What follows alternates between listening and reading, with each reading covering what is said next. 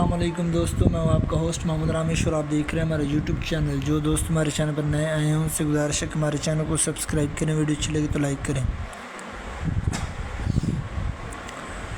سال گندم کی کاشت میں بڑی کمی کا خدشہ، ملک بھر میں کم سے کم 10 سے 15 لاکھ ایکڑ رقبے پر گندم کی کاشت کم کی جائے گی۔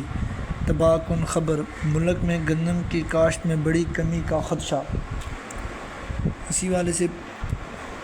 آج گندم کی رپورٹ جانتے ہیں تو گندم ریم یار خان میں 2300 سے 2325، اس کے علاوہ فیصل آباد میں 2270 سے 2320، جبکہ سمندری میں 2200 سے 2300، اس کے علاوہ میاں چنو میں 2230 سے 2270، جبکہ وہاڑی میں 2200 سے 2250، اس کے علاوہ سہیوال میں 2240 سے 2280،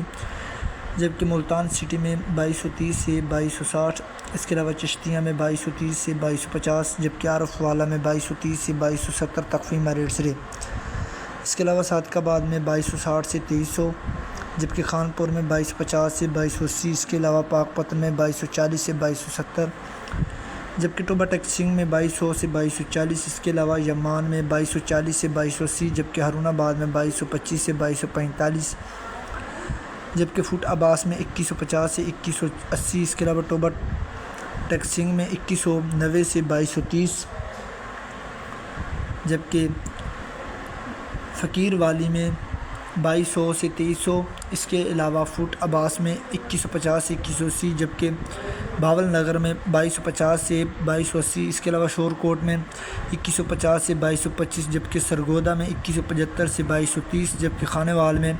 2175 سے 2240، اس کے علاوہ چیچا وطن میں 2240 سے 2245 تخفیمہ ریٹ سے۔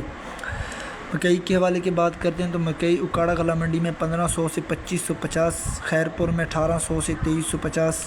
اس کے علاوہ چشتیاں میں 1500 سے 2300،